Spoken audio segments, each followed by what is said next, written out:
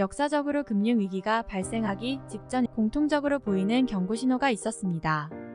이제부터 수많은 데이터를 기반으로 그 전조 증상에 대해 알려드리겠습니다. 첫째, 금리 인상에서 금리 인하로 선회. 많은 사람들이 금리를 올리면 자산시장이 악화될 거라고 생각합니다. 그러나 경제위기가 만연한 상황에선 꼭 그렇지만은 않습니다. 버블이 터진 이후 높은 인플레이션이 발생하고 있는 경우 정부는 금리를 인상하게 됩니다. 이러한 금리 인상 기조가 지속될 경우 어느 순간을 기점으로 시장은 오히려 자산 가치를 상승시키는데 이는 고용률, 실업률 등이 낮게 측정되기 때문입니다. 즉 실물 경제가 아직 탄탄하다는 것을 보여주는 것이죠. 그러나 어느 순간 금리가 인상되지 않고 점점 금리가 빠르게 인하된다면 주의가 필요합니다. 이는 더 이상 시장이 튼튼하지 않음을 뜻하며 고용률, 실업률 등의 지표가 무너졌다는 것을 뜻하기 때문이죠. 실제로 여러 경제위기 사례를 보면 자산 가격이 무너지기 직전 금리를 계속 인하하고 있었습니다. 둘째, 금융시장 변동성 증가. 주식, 채권, 환율 시장을 포함한 금융시장의 변동성이 증가한다면 이는 불확실성이 커지고 위험이 높아지고 있다는 신호입니다. 변동성이 높아지면 플레이어들이 시장 안정성에 대한 의문을 갖기 시작합니다. 이는 금융위기가 다가오고 있다는 초기 경고 신호가 될 수 있습니다. 예를 들어 2008년 글로벌 금융위기 직전에 변동성이 급격하게 증가했는데요.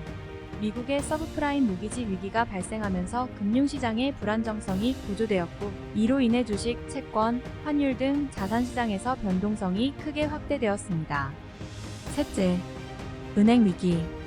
부실대출 증가, 은행자기자본 적정성 비율 감소, 대차대조표 악화 등의 징후는 금융 시스템 내의 위험이 증가하고 있다는 것을 보여줍니다. 이는 은행에 대한 신뢰도 하락으로 이어져 결국에는 은행 도미노 현상 및 뱅크런이 발생할 수 있습니다. 과거 1997년 아시아 금융위기의 경우 대한민국을 포함한 여러 아시아 국가들의 은행들은 불량 대출이 증가하고 자기자본 적정성 비율이 하락하는 등의 약화 현상을 겪었습니다. 이것이 외환위기와 금융위기로 이어지며 IMF와의 긴급 구제 협상을 하게 되었습니다. 이러한 위기는 은행들의 대출 심사 기준 완화, 부실기업에 대한 추가적인 대출 지원 등이 원인으로 뽑힙니다. 넷째, 높은 부채 수준. 금융위기 직전 가계와 기업, 국가는 높은 부채율을 보입니다.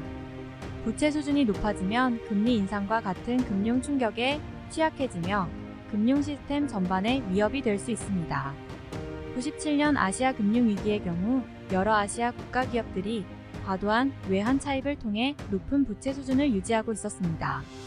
이로 인해 금리 상승, 외환 위기 등의 금융 충격이 발생했을 때 기업들은 부채 상환에 어려움을 겪게 되면서 줄줄이 파산하게 되었고 본격적인 금융 위기로 이어졌습니다.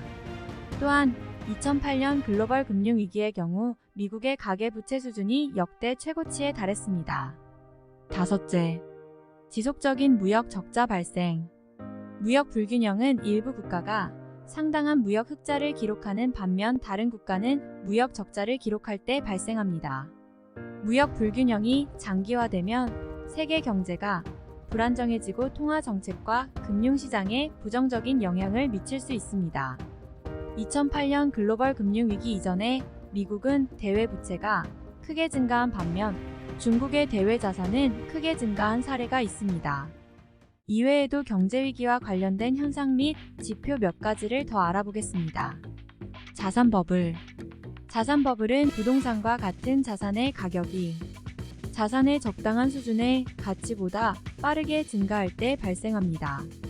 이는 투기성 투자, 과도한 낙관주의 등에 의해 주도됩니다. 90년대 닷컴 버블은 미래 수익에 대한 비현실적인 기대로 주식 평가액이 빠르게 상승하며 발생한 자산 버블의 한 예로 당시 인터넷 기반 기업들 중 상당수가 약속을 이행하지 않을 것이 분명해지자 거품이 꺼지면서 주가가 급락했습니다. 이 외에도 경제 성장률 둔화, 고용률 감소, 경상수지 불균형 지속, 재정 건전성 하락은 경제위기의 신호탄이 될 수 있습니다. 지금까지 AI가 분석한 금융 경제 위기가 발생하기 직전 일어났던 공통적인 현상이었습니다. 재미있게 보셨다면 구독과 좋아요 부탁드립니다. 감사합니다. 지금까지 AI 스토리였습니다.